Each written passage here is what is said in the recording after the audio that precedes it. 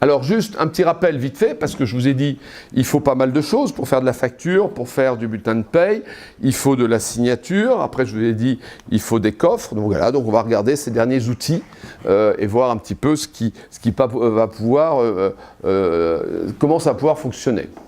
Bon, donc alors là, vous êtes bien sûr au courant tous qu'il y a 3 moyens d'accès sur le site du Conseil supérieur.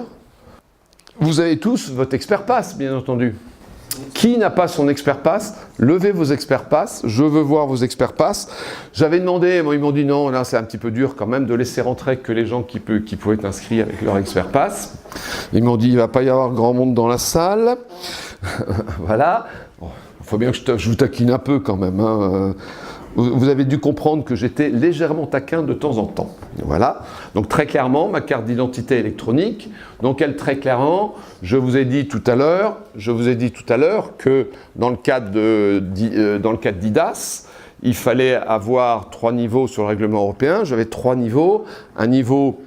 J'ai un niveau qui est un niveau bas. Ça s'appelle compte expert. Voilà. C'est un login mot de passe. Voilà.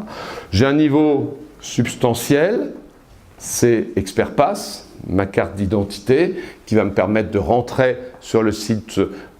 Vous en servez un petit peu ou pas? Vous vous présentez les uns aux autres ou pas? Vous échangez, vous scannez pour échanger vos cartes de visite électroniques? Non? Alors, trop professionnel, pour avoir tous mes coordonnées, maintenant quand je suis au congrès, je suis bien content, les gens me disent, tiens, tu me renverras un truc et tout, et ben ok, je vais scanner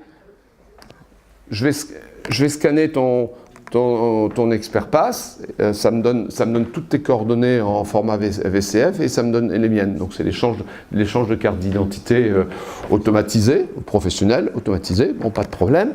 Et puis après, puisque j'ai commencé à scanner, je vais m'en servir de ce truc-là pour rentrer sur le site du Conseil supérieur. Ouais, j'avais oublié, je suis reparti de ma machine, j'avais oublié que j'allais y revenir rapidement. Voilà. Et là, pour y rentrer au niveau du site du Conseil supérieur, c'est très simple.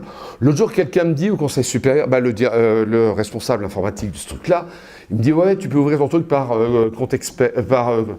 Par compte expert. » Je dis « Je ne connais pas mon code. » Il me dit « Tu rentres jamais par compte expert ?» Ben non, je dis « Je rentre toujours par expert pass. » Ah oui, c'est vrai, c'est normal. Mais quand même, on va vous faire régénérer votre compte expert de temps en temps. Il m'a demandé la régénération, je ne l'ai jamais fait. Voilà, donc ici connexion, j'ai demandé la connexion au site du Conseil supérieur pour aller chercher le questionnaire, par exemple sur le questionnaire de ce matin sur le Conseil Subservice. Et voilà, et on me propose un QR code. On me dit, vous pouvez vous authentifier, vous prenez votre expert pass, voilà, la fonction scan. Voilà, hop.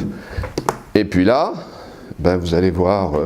dans quelques secondes, je vais rentrer sur l'intranet du Conseil supérieur et on va m'avoir reconnu comme Jean Saffort, oui ça apparaît, parce que parfois. Et donc là, je suis rentré au Conseil supérieur, on a vérifié mon identité. D'accord? Donc voilà, je vais pouvoir rentrer avec tout ça. Il faut que je revienne dans ma présentation. Il faudrait que je le fasse en 4 mains d'ailleurs, ma présentation, ça irait mieux. Hop. Et donc, on a ces 3 niveaux d'authentification. Donc, le login mot de passe avec compte expert, l'expert pass, et puis mon signe expert. Voilà, donc j'ai toute la panoplie de l'identité numérique de l'expert comptable numérique. Mais, on m'a dit tout à l'heure à la pause, votre truc, c'est pas suffisant. Je suis d'accord. Il manque encore un bout, donc ça c'est les cartes Expert Pass, voilà, avec les différentes catégories. Je peux avec ça, soit automatiquement, là même sans rien faire, je rentre sur les sites du Conseil supérieur sur mon smartphone, j'ai besoin de rien. Si je veux rentrer sur mon ordinateur, il faut que je fasse un appel comme ça, là en scannant mon truc, comme ça on me donne un jeton d'authentification qui me permet de rentrer.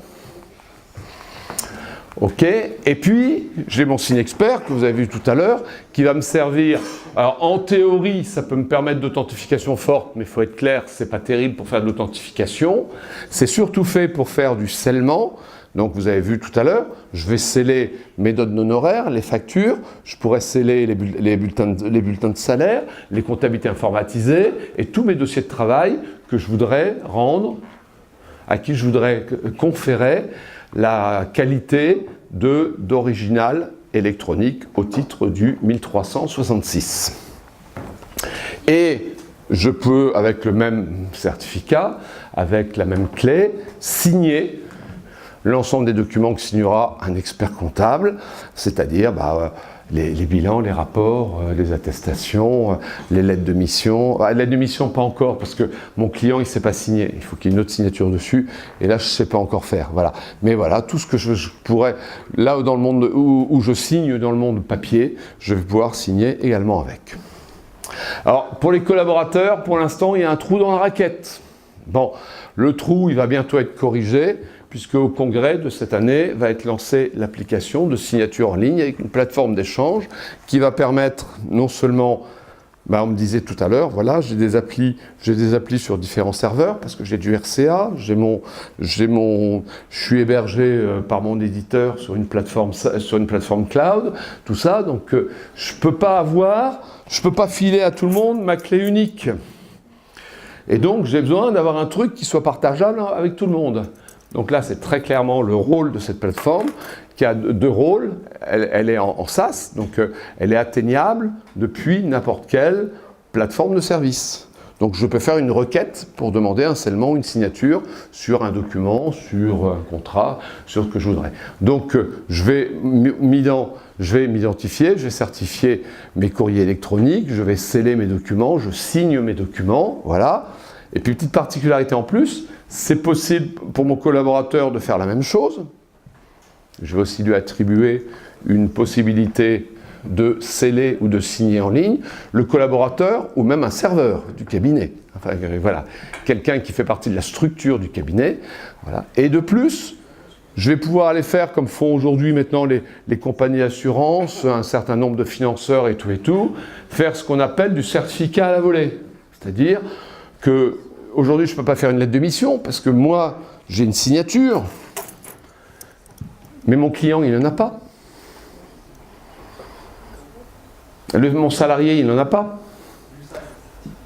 YouSign, en effet, voilà. Donc je vais aller chercher une signature à la volée. Beaucoup de vos clients ont YouSign ?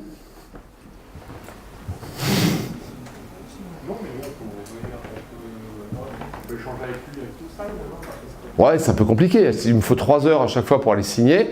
Moi, je préfère dire, je dépose sur la plateforme d'échange sécurisée un document, je mets l'adresse mail de mon client, il reçoit automatiquement un certificat électronique et il vient signer le document. C'est le même principe que YouSign, sauf que je lui génère automatiquement. Voilà. Pour ne pas mettre 3 heures pour aller ouvrir un compte, donner des pièces d'identité, des trucs et des bazars. Ah oui, ça marche, ouais, mais mettez-le en route pour chacun de vos clients et à chaque document, ça va être long. Mais c'est ça, c'est la même techno que YouSign, il n'y a pas de souci.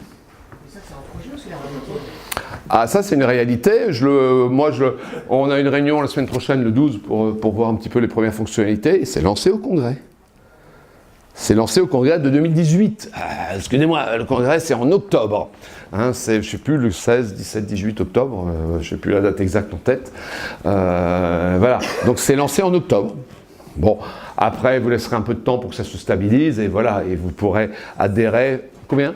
Le 10, 11, 12, merci, le 10, 11, 12 octobre, voilà, donc ça va être lancé à ce moment-là, vous allez pouvoir vous inscrire, commencer à vous inscrire à ce moment-là.